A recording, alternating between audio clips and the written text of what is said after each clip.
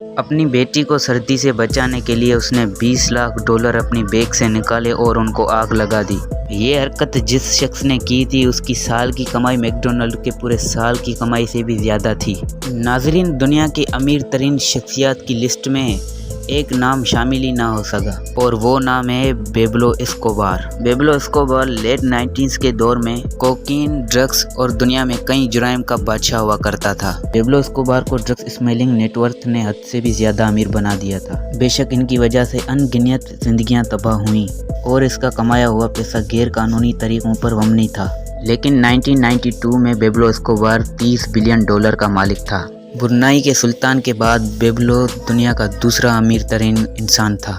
اگر پیبلو اسکوبار آج زندہ ہوتا تو اس کے $30 بلین $58 بلین کے برابر ہوتے اور پیبلو اسکوبار دنیا کا 8واں امیر ترین انسان ہوتا۔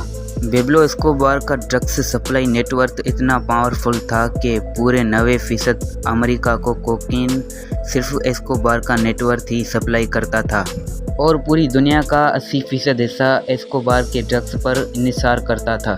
اس خطرناک سپلائی نیٹ ورک کو بامس کے ایک آئی لینڈ سے چلایا جاتا تھا اور وہ آئی لینڈ تھا پیبلو اسکوبار کا ہیڈ کوارٹر۔ اس آئی لینڈ پہ ایک پورا ایئرپورٹ بنا ہوا تھا جہاں کوکین سے بھرے ہوئے ہوائی جہاز ری فیولنگ کے بہانے سے لینڈ کرتے اور اسی دوران ان میں سے کوکین نکال کر چھوٹے جہازوں میں ڈال کر امریکہ روانہ کر دیے جاتے تھے۔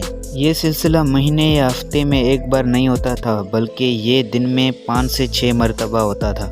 روزانہ امریکہ میں 15,000 kg کوکین بھیجا جاتا تھا جو پورے سال کا 5,40,000 kg کوکین بنتا ہے۔ جی ہاں، پورے سال میں پیبلو 5,40,000 kg کوکین صرف امریکہ میں بیچتا تھا اور اس وقت امریکہ میں صرف 1 kg کوکین کی قیمت $70,000 ہوتی تھی، جس کا مطلب یہ ہے کہ سال میں اسکوبار $378 بلین کی کوکین صرف امریکہ میں سیل کرتا تھا اور یہ پورے 16 سال تک چلتا رہا۔ تحقیقاتی اداروں کا ماننا تھا کہ جو کوکین اسکوبار $70,000 فی kg کی فروخت کرتا تھا وہ اسکوبار کو صرف $5,000 کی پڑتی تھی۔ پیبلو اسکوبار پائلٹس کو صرف ایک فلائٹ کے $5 لاکھ دیتا تھا۔ اس کے علاوہ رشوتیں دینے کے بعد بھی اسکوبار کو $60 بلین صرف ایک دن میں بچتے تھے۔